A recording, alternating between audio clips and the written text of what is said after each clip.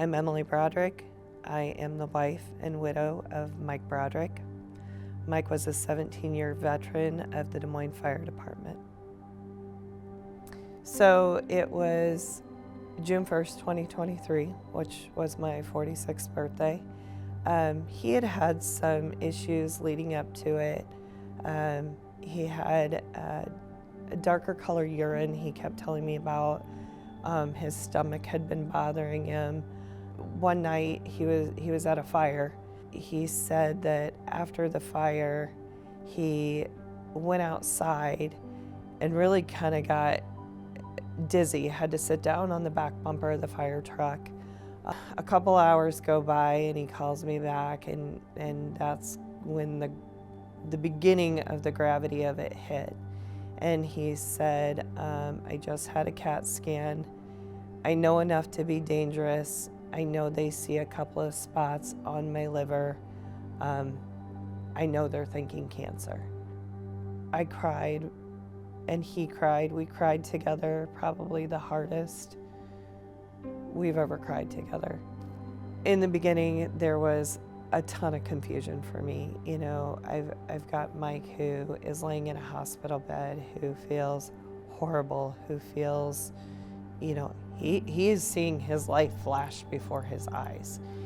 And I'm trying to deal with this news, but I also am having to deal with FMLA. I'm having to deal with the firefighters and the administration telling me, here's what you need to do. This is not a covered cancer. So because of that, we've got to do all these things. Well, being thrown into that arena where, you know, he left for work every third day. You know, that's what he did. He was gone for 24 hours into now Emily's kind of in the driver's seat and having to fill out these forms and having to this and having to that. I just knew it had to be done if he was going to get paid. And then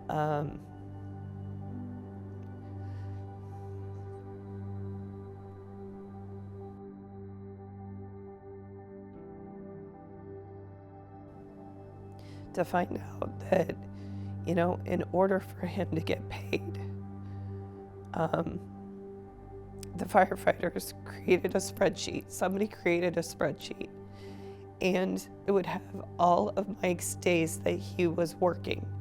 And of course, he wasn't working. He was laying in a hospital bed. The men and women of the Des Moines Fire Department filled in those spots, and they didn't get paid. They showed up, and they were Mike. When Mike was diagnosed with cancer, I found out that 14 cancers were covered.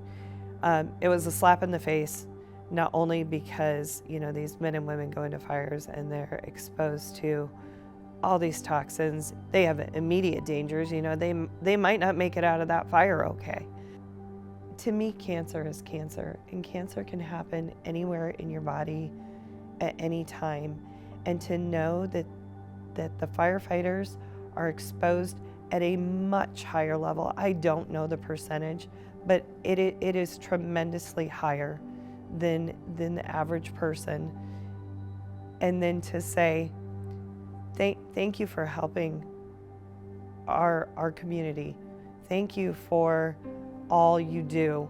You know, people love firefighters, people love paramedics. You guys are heroes.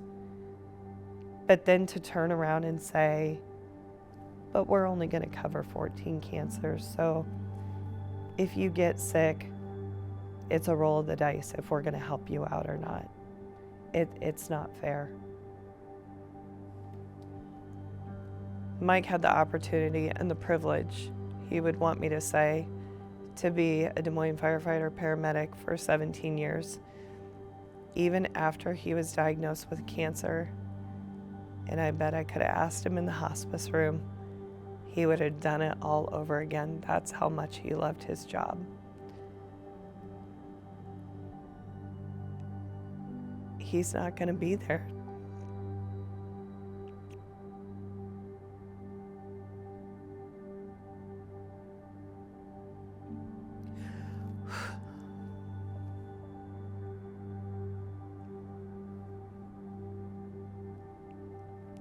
He's not going to be there to dance with his daughters at their weddings.